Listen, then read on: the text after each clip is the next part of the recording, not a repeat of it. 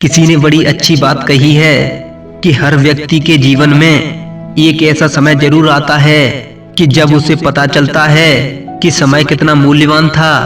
पर अफसोस इस बात का है, ज्यादातर लोगों को उस समय की कीमत तब पता चलती है जब वो हाथ से निकल चुका होता है। एक बार की बात है, एक छोटे से गांव में अंकित नाम का लड़का रहता था। वह बहुत ही आलसी था और वो अपने जरूरी कामों को टालता रहता। इसी वजह से वो पढ़ाई में अच्छा स्कोर नहीं कर पाता। उसके परिवार वाले उसे रोज समझाते, बेटा समय की कदर करना सीखो, ये जो समय तुम बर्बाद कर रहे हो ये कभी भी वापस नहीं आएगा।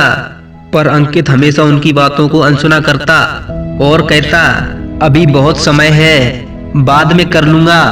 पढ़ाई करने के लिए वो दूर शहर में गया, लेकिन उसकी आदतें फिर भी नहीं बदली। पूरे दिन वो अपने दोस्तों के साथ घूमता रहता, मोबाइल पर फालतू की वीडियो को देखता रहता।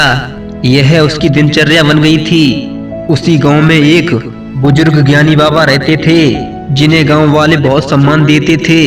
एक दिन अंकित ने तय किया कि वो उनसे सलाह लेगा। अंकित उन बाबा के पास पहुंचा। बाबा पेड़ के नीचे बैठकर ध्यान कर रहे थे।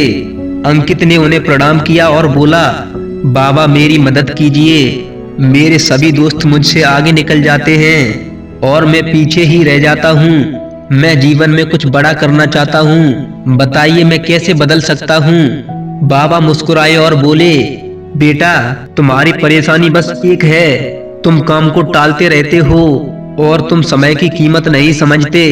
तुम्हें मैं एक कहानी सुनाता हूँ। बाबा ने कहानी शुरू की।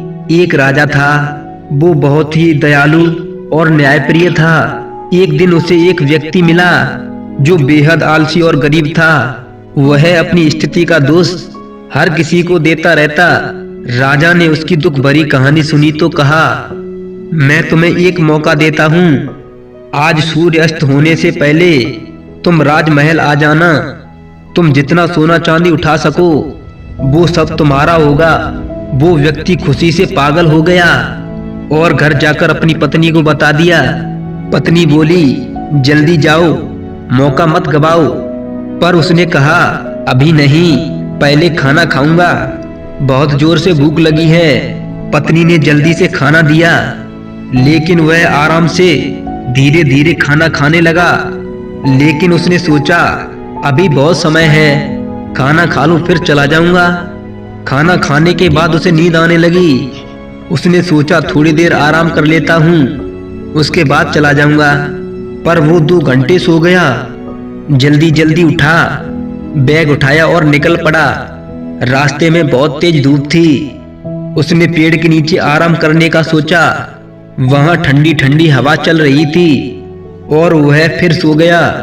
इस बार वो 4 घंटे तक सोता रहा।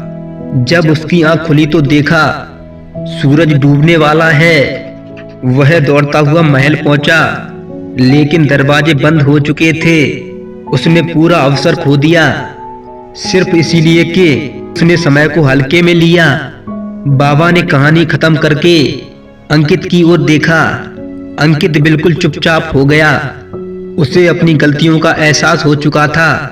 उसने उन बाबा को धन्यवाद दिया और घर वापस लौट आया। उसी दिन अंकित ने अपनी आदतों को बदलना शुरू किया। उसने काम को टालना छोड़ दिया। वह अब अपना काम सही समय पर करने लगा और वह कुछ ही महीनों में वह गांव का सबसे मेहनती व होनहार विद्यार्थी बन गया।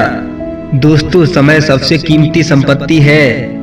जिसने इसे गवा दिया उसके हाथ में पछतावा ही आता है, और जो समय का सम्मान करता है वही आगे बढ़ता है।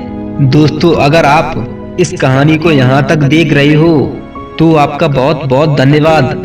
अगर ये वीडियो आपको वाकई में अच्छी लगी हो तो एक लाइक जरूर करना।